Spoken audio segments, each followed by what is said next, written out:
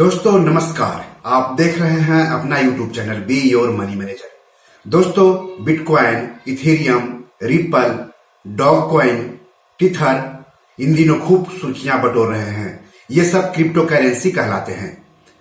भारत में भी बहुत सारे लोग क्रिप्टो करेंसीज में निवेश कर रहे हैं, लेकिन आपको बता दूं कि भारत में अभी तक क्रिप्टो करेंसी को कानूनी मान्यता नहीं मिली है। तो 1 फरवरी को आम बजट पेश किया जाना है वित्त वर्ष 2022-2023 के लिए।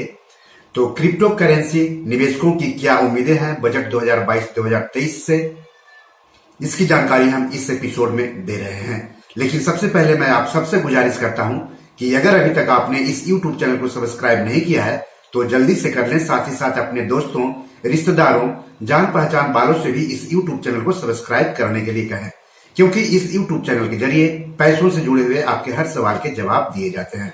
तो चलिए आगे बढ़ते हैं बिटकॉइन और बजट 2022-2023 की तरफ।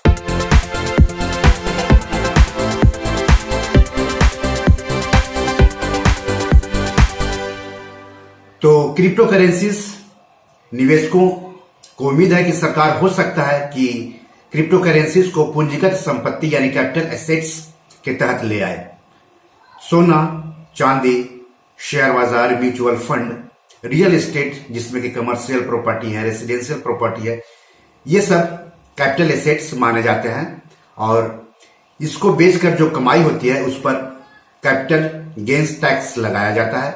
2 तरह के कैपिटल गेन्स टैक्स होते हैं, long term capital gains tax जिसको LTCG कहा जाता है, और short term capital gains tax जिसको STCGC कहा जाता है। दूसरा है कि क्रिप्टो करेंसीज निवेशक चाहते हैं कि इसको लेकर के TDS या TCS कानून बने। TDS यानी स्रोत पर कर कटौती और TCS यानी स्रोत पर कर संग्रह। इसके माध्यम से सरकार आय का नियमित प्रवाह सुनिश्चित करती है। जैसे सरकार स्रोत से कर राजस्व एकत्रित करती है, यहां क्रिप्टो की बिक्री और खरीद के लिए नए TDS और TCS प्रावधानों को पेश करने का सुझाव दिया है क्रिप्टो करेंसीज निवेशकों ने। इसके अलावा क्रिप्टो करेंसी एक्सचेंज जो डिजिटल मुद्राओं के लेन देन की सुविधा प्रदान करते हैं, उन्हें स्रोत पर कर एकत्र करने के लिए उत्तरदायी बनाया जाना चाहिए, ऐसी मांग कर रहे हैं। ऐसा करते समय सरकार को छोटे निवेशकों को ऐसे क्रिप्टो संबंधित कराधान से छूट देनी चाहिए। तीसरा है SFT रिपोर्टिंग को अनिवार्य बनाया जाए। वित्तीय लेन देन का विवरण यानी SFT कानून के अनुसार निर्दिष्ट संस्थाओं को अपने वित्तीय लेन देन की सूचना आयकर विभाग को देने की जरूरत होती है। इसके अतिरिक्त विभाग अपने अनुपालन पोर्टल पर नया वार्षिक सूचना विवरण यानी AIS संचालित करता है। इस वेबसाइट में करदाता के विभिन्न वित्तीय लेन देन के बारे में विवरण रहता है।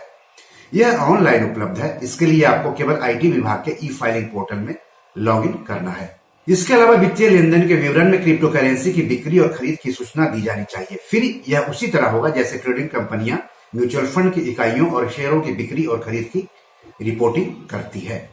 चौथा है उच्च टैक्स दर।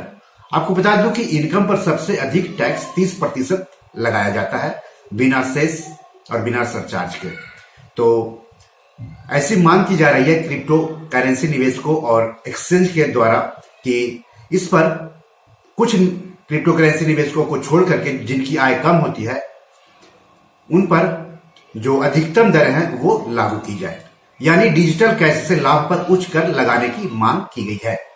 मौजूदा कानून में पहली लॉटरी जीत और गेम शो से होने वाले लाभ पर 30% तक टैक्स लागू होता है।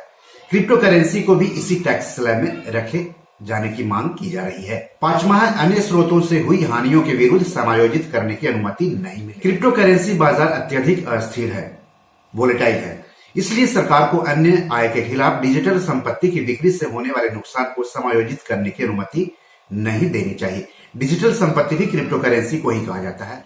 इसके अलावा इसे क्रिप्टो करेंसी लेन देन से होने वाले नुकसान को क्रिप्टो से भविष्य की आय के खिलाफ समायोजित करने की भी अनुमति नहीं मिलनी चाहिए। तो इस तरह से आगामी बजट में जो कि 1 फरवरी को पेश किया जाना है, उससे क्रिप्टो करेंसी निवेशकों को, क्रिप्टो करेंसी एक्सचेंज को काफी उम्मीदें हैं, क्योंकि क्रिप्टो करेंसीज को टैक्स के दायरे में लाना, कानून के दायरे में लाना बहुत ही जरूरी है।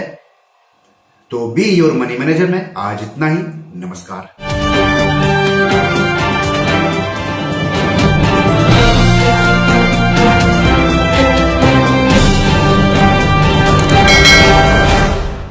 दोस्तों, ये मेरी 7 किताब है जो कि amazon.com पर पब्लिश है। आप इसे डाउनलोड करके पढ़ सकते हैं। इन किताबों के लिंक्स इस वीडियो के डिस्क्रिप्शन में दिए हुए हैं।